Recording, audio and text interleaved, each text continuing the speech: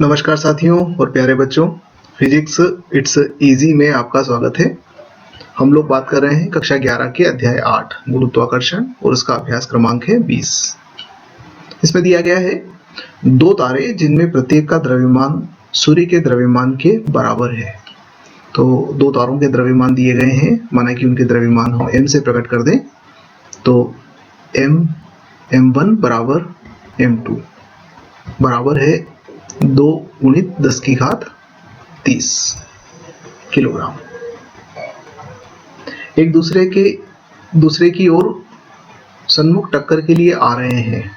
जब वे 10 की घात 9 किलोमीटर की दूरी पर होते हैं, दोनों तारों के बीच की दूरी 10 की घात 9 किलोमीटर, तब इनकी चाल उपेक्षणीय है, अर्थात हम मान सकते हैं कि यह नगण्य चाल है। वहां ये तारे किस चाल से टकराएंगे, यानी कि वेग का मान ज्ञात करना है जब ये बिल्कुल एक दूसरे से टकराने वाले होंगे। प्रत्येक तारे की त्रिज्या कैपिटल R से प्रकट करें तो वो 10 की घात 4 किलोमीटर है। यह मानिए कि टकराने के पूर्व तक तारों में कोई विरूपण नहीं होता है, ठीक है, और कैपिटल G का मान होता है हमारा 6.67 गुणित 10 की घात -11 न्यूटन मीटर वर्ग प्रति किलोग्राम वर्ग। तो इन आंकड़ों का उपयोग करके हमें उन तारों के बारे में बताना है जो अभी 10 की घात 9 किलोमीटर की दूरी पर हैं, और जब वो पास पास आएंगे, जैसे कल्पना कीजिए कि ये एक तारा है और ये दूसरा तारा है,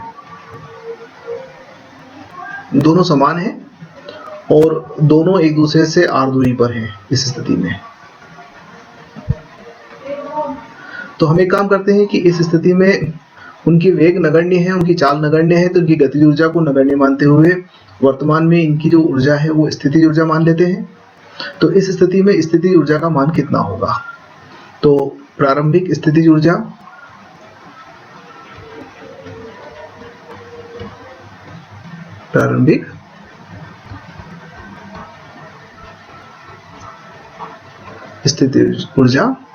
U1 से प्रकट कर देते हैं इसे हम। तो U1 का मान कितना हो जाएगा? G m1 m2 upon R, ये नेगेटिव मान है इसका। तो इतनी उनकी प्रारंभिक स्थितिज ऊर्जा है। यहाँ m1 और m2 दोनों बराबर हैं। एक काम करते हैं, इसको थोड़ा सा रूप बदल कर लिख देते हैं -Gm वर्ग बटे R, क्योंकि m1 और m2 दोनों बराबर हैं, ये माना कि m के बराबर है, मान लिया हमने। अब क्या हुआ कि ये दोनों जब टकराने वाले होंगे तो उस स्थिति में ये एक तारा यहाँ होगा, दूसरा तारा बिल्कुल इसके अत्यंत निकट होगा, दोनों टकराने की स्थिति में होंगे, तो इन दोनों के द्रव्यमान केंद्र के बीच की दूरी रह जाएगी 2r। तो अंतिम स्थिति में स्थितिज ऊर्जा क्या होगी? अंतिम स्थिति में स्थितिज ऊर्जा का मान हो जाएगा U2 और वो हो जाएगा -Gm वर्ग बटे दूरी हो जाएगी 2r। ये अंतिम हो गई। अब जो ऊर्जा का अंतर आया है वो गतिज ऊर्जा के रूप में प्रकट होगा, तो उस गतिज ऊर्जा की सहायता से हम वेग की गणना कर लेंगे। तो आइए हम गतिज ऊर्जा का मान निकाल लेते हैं। तो जो गतिज ऊर्जा प्राप्त होगी,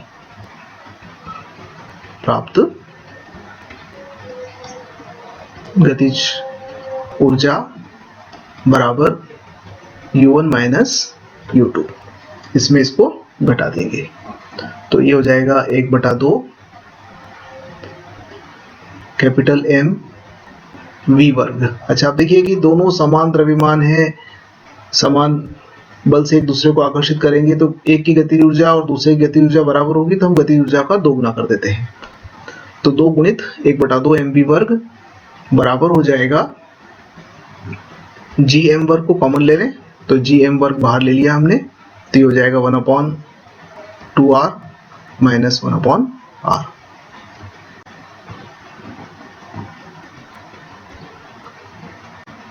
तो v स्क्वायर का मान हो जाएगा Gm और 2r और r minus 2r।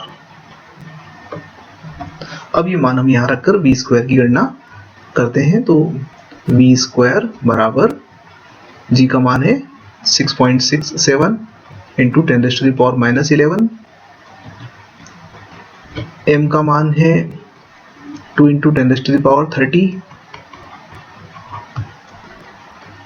Into bracket solve करेंगे तो ये है 10⁹ किलोमीटर यानी कि 12 metre minus 2 into 10⁻7 metre upon 2 into 10⁻7 into 10⁻12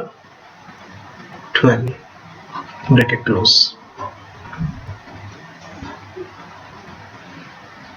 अब इसे हम हल कर लेते हैं तो v स्क्वायर बराबर प्राप्त होता है 6.67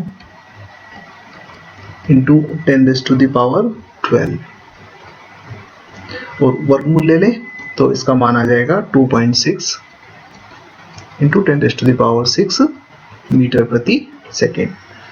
तो जब वो तारे आपस में टकराएंगे तो उस स्थिति में उनका वेग या उनकी चाल जो होगी वो 2.6 × 10⁶ मीटर प्रति सेकेंड होगी। आइए अब हम अभ्यास क्रमांक 21 देखते हैं।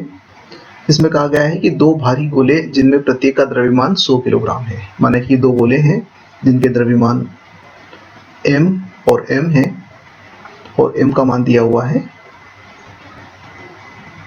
100 किलोग्राम। इनकी त्रिज्या 0.1 मीटर है। कैपिटल R से प्रकट करें 0.1 मीटर, अर्थात ये केंद्र हुआ तो केंद्र से ये जो त्रिज्या है ये r है। इसी प्रकार से इसकी भी त्रिज्या ये r है। एक क्षैतिज मेज पर एक दूसरे से 1 मीटर की दूरी पर स्थित है। स्मॉल r से प्रकट कर दें तो ये 1 मीटर दूरी, इन दोनों के केंद्र के बीच की दूरी 1 मीटर है। स्मॉल r से प्रकट किया। दोनों गोलों के केंद्र को मिलाने वाली रेखा के मध्य बिंदु पर गुरुत्वीय विभव, गुरुत्वीय बल तथा विभव क्या है? ये इन दोनों के केंद्रों को मिलाने वाली रेखा का मध्य बिंदु O। तो यहाँ हमें विभव और गुरुत्वीय बल इन दोनों की बात करना है। क्या इस बिंदु पर कोई पिंड संतुलन में होगा? यदि हाँ तो वह संतुलन स्थायी होगा या अस्थायी होगा। तो एक काम करते हैं, पहले हम गुरुत्वीय बल निकाल लेते हैं। तो इस बिंदु पर गुरुत्वीय बल कितना होगा? इसको नाम देते हैं A और इसको नाम देते हैं B। तो जैसा कि जानते हैं गुरुत्वीय बल सदैव आकर्षण प्रकृति का होता है। तो O बिंदु पर A के कारण से बल FA है और उसी प्रकार से B के कारण से बल है FB। तो FA बराबर क्या होगा? GM। और बल के लिए हम एक काम करते हैं, यहाँ पर एक सूक्ष्म द्रव्यमान डेल M की कल्पना कर लेते हैं। तो डेल M बटे R बटे 2 दूरी। इसी प्रकार से FB क्या हो जाएगा? FB का मान हो जाएगा GM डेल M बटे में R बटे 2। तो चूंकि RHS दोनों बराबर हैं, इसका मतलब क्या हुआ कि FA बराबर है संख्यात्मक मान में FB के, और दोनों एक दूसरे के विपरीत हैं। तो अगर इस प्रकार से देखें तो FA बराबर FB सदिश रूप में और माइनस चिन्ह आ जाएगा। मान बराबर है परंतु दिशाएं विपरीत हैं। तो इसका मतलब ये हुआ कि परिणामी बल F जो होगा वो 0 होगा।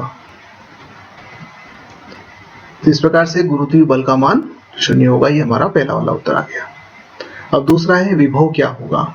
तो गुरुत्वीय विभव एक अदिश राशि है। पहली चीज तो ये इसमें दिशा नहीं है। तो A और B के कारण से जो विभव होगा वो कुल विभव V है। तो उन दोनों के विभवों का योग हो जाएगा VA प्लस VB। तो V बराबर VA कितना है? माइनस GM बटे R बटे 2 और माइनस GM बटे R बटे 2। तो इस प्रकार से हम V के मान की गणना कर लेंगे माइनस GM बटे R, और ये 2 ऊपर चला जाएगा और 2 ये और आ जाएगा तो ये हो जाएगा 4 गुना। तो माइनस 4GM अपॉन R। यहाँ मान रखकर हम V के मान की गणना कर सकते हैं। तो V बराबर हो जाएगा minus 4 into 6.67 into 10⁻⁻11 into m का मान है 100 किलोग्राम, तो 10⁻2 और r का मान है 1। तो इस प्रकार से विभव का मान प्राप्त होता है 2.67 माइनस 2.67 गुणित 10⁻⁻8 जूल पर किलोग्राम। ये हमारा उत्तर हुआ। तो गुरुत्वीय बल और विभव दोनों आ गए। अब कहते हैं कि क्या इस बिंदु पर रखा कोई पिंड संतुलन में होगा। तो जैसा कि हम जानते हैं कि चूंकि F शून्य है, अतः बिंदु संतुलन में होगा। बिंदु पर रखा द्रव्यमान, रखा पिंड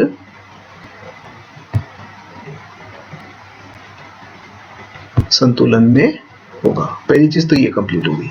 अब दूसरा कि अगर ये संतुलन में होगा तो स्थायी संतुलन होगा या अस्थायी संतुलन होगा।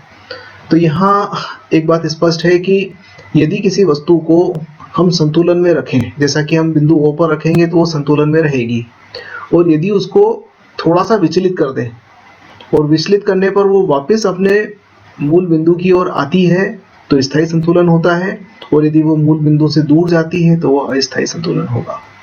तब कल्पना कीजिए कि हमने एक द्रव्यमान यहाँ रखा और उसको थोड़ा सा विचलित करके उसको यहाँ ले आए इस बिंदु पर।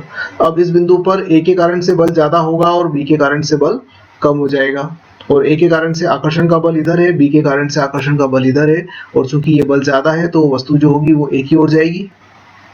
अर्थात कहने का मतलब ये हुआ कि जैसे ही हम O बिंदु से उसको विचलित करेंगे तो वो या तो A की ओर चली जाएगी या फिर वो B की ओर चली जाएगी। तो ये संतुलन अस्थायी संतुलन होगा, क्योंकि वस्तु को मध्य बिंदु से विचलित करने पर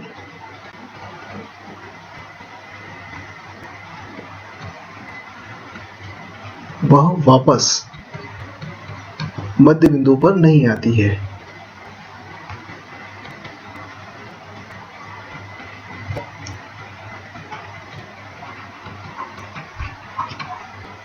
अतः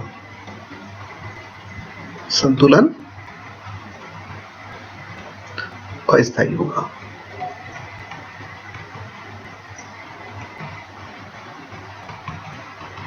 ये हमारा उत्तर हुआ।